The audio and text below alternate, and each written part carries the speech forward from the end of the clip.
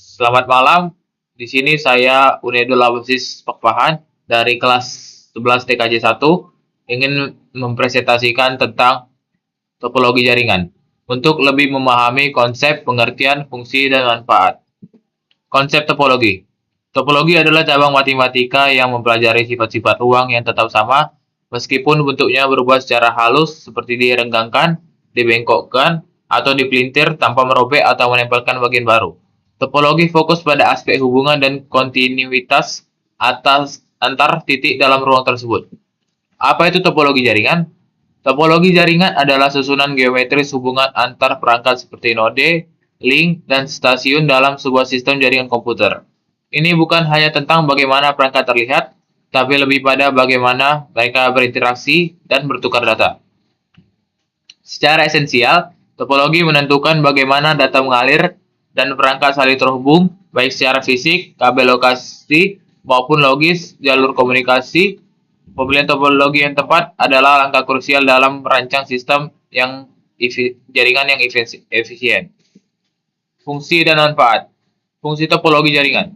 1. Mengatur tata letak jaringan. Menentukan bagaimana perangkat komputer, server, printer terhubung satu sama lain secara fisik atau logis.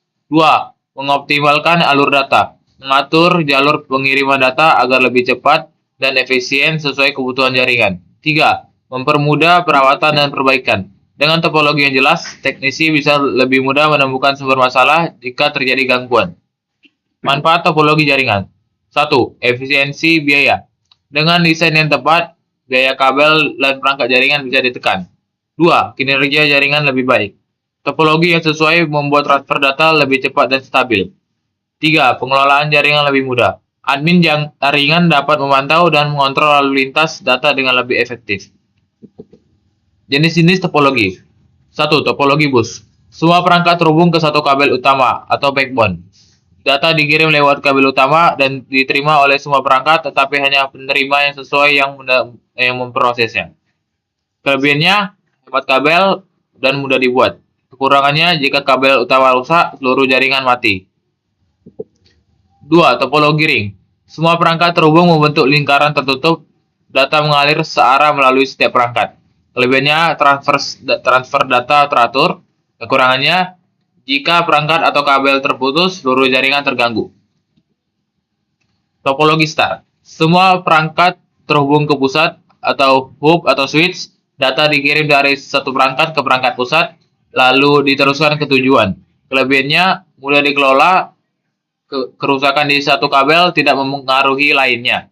Kekurangannya, jika hub atau switch mati, seluruh jaringan terputus. 4. Topologi mesh. Setiap perangkat terhubung langsung ke semua perangkat lainnya. Digunakan pada jaringan yang membutuhkan keandalan tinggi.